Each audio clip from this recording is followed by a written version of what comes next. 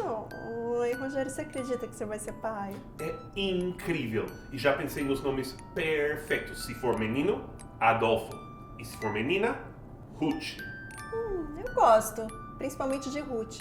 Mas já que a gente vai criar os nossos filhos aqui em Nova York, será que esses nomes funcionam em inglês? Claro, Adolf e Ruth.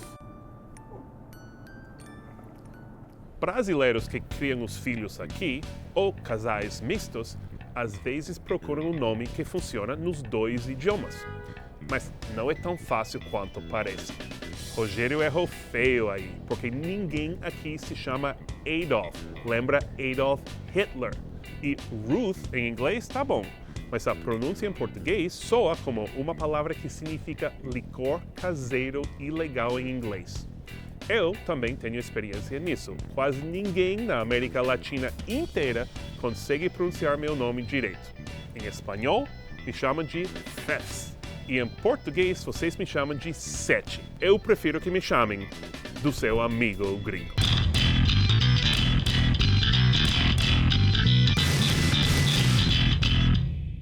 Pode dar o nome que quiser ao seu filho. Nenhum nome é bom ou ruim. A gente está só dando informações sobre as possíveis consequências da sua escolha. Vamos pensar em outras opções. Eu tenho aqui uma lista de nomes comuns no Brasil. Por exemplo, Cauã, eu adoro, Heitor. Se for menino, a gente podia usar um desses. Passa! Ah, é o Eric! Oi, Eric! Oi, tudo bom? Pergunta para o Eric. Eric, o que você acha dos nomes Cauã e Heitor para o nosso filho?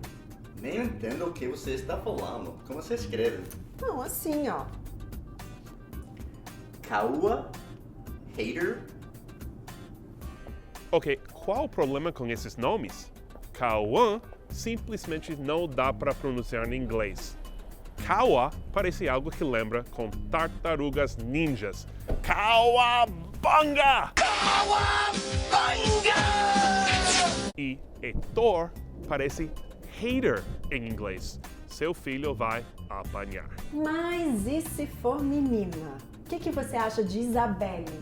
Ou para menino, Jonathan? Eu gostei. Como você escreve? Assim, ó. Não. Alguns nomes são legais, mas tem que ter cuidado para escrever direito. Isabel, ou Isabelle com E, tudo bem. Mas com Y parece Isabarriga. No momento que essa menina ficar um pouco gordinha, todo mundo vai chamar ela de It's a Belly, é uma barriga. Jonathan é um nome bem americano, mas é J-O-N, não J-H-O-N, que o olho americano parece incorreto. E Michael, M-I-C-H-A-E-L. E verifique que gosta da pronúncia em inglês, pode ser bem diferente. Olha, que tal esses? Adorei, Alice Rita. Alice, Rita. Agora eu não gostei, não. Vamos dar um nome bem americano, tipo Jackson ou Washington. Muitos brasileiros têm nomes que parecem sobrenomes americanos, e esses são dois exemplos. São ok, mas é importante que saibam que não é um nome e sim um sobrenome. E verifique se é um sobrenome que exista de verdade e não um inventado.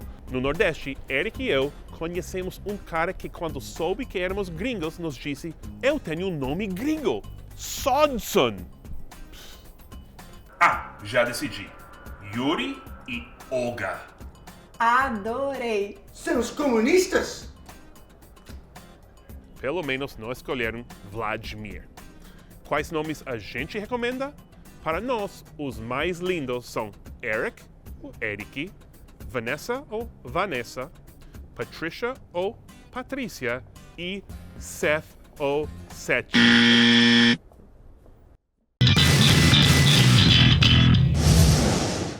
Pessoal, para gravar com a equipe inteira, a produção fica muito cara e temos pouco retorno financeiro do YouTube.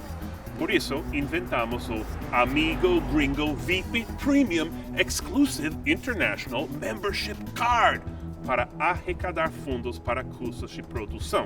Confira os benefícios com o link do Patreon na descrição. E agora, sua aula de nova-iorquês.